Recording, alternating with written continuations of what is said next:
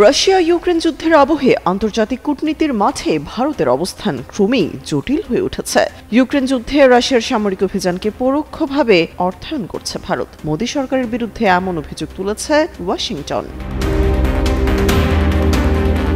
এদিকে মস্কো থেকে তেল আমদানি অব্যাহত রাখায় তীব্র ক্ষোভ প্রকাশ করেছেন মার্কিন প্রেসিডেন্ট ডোনাল্ড ট্রাম্প। তার অভিযোগ, ভারত রাশিয়া থেকে তেল আমদানি বন্ধ করবে বলে ট্রাম্পকে ব্যক্তিগতভাবে আশ্বস্ত করেছেন দেশটির প্রধানমন্ত্রী নরেন্দ্র মোদী। তবে বাস্তবতা হলো, এখনও মস্কো থেকে তেল আমদানি অব্যাহত রেখেছে দেশটি। এদিকে ভারত যদি রাশিয়ার কাছ থেকে তেল আমদানি বন্ধ না করে তবে দেশটির পণ্যের উপর ব্যাপক শুল্ক আরোপের হুমকি দিয়েছেন মার্কিন প্রেসিডেন্ট ডোনাল্ড ট্রাম্প। এরই মধ্যে ভারতীয় পণ্যের উপর শুল্ক হার বাড়িয়ে 50% করেছে ট্রাম্প। আর এই শুল্ক টেক্সটাইল থেকে শুরু করে ওষুধ পর্যন্ত বিস্তৃত পণ্যের ক্ষেত্রে প্রযোজ্য।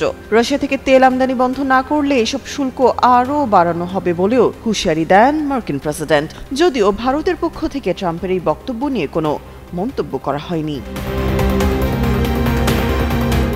রাশিয়ার সঙ্গে বাণিজ্য সম্পর্ক বজায় রাখছে এমন দেশগুলোর উপরও চাপ বাড়াচ্ছে যুক্তরাষ্ট্র। ওয়াশিংটনের দাবি, এই ধরনের বাণিজ্য রাশিয়ার ইউক্রেন যুদ্ধ চালাতে পরোক্ষভাবে অর্থায়ন করছে। সোমবার এক প্রতিবেদনে এসব তথ্য জানিয়েছে সংবাদ মাধ্যম টিআরটি ওয়ার্ল্ড। তামান্না তাবাসসুম, যুগান্তর নিউজ।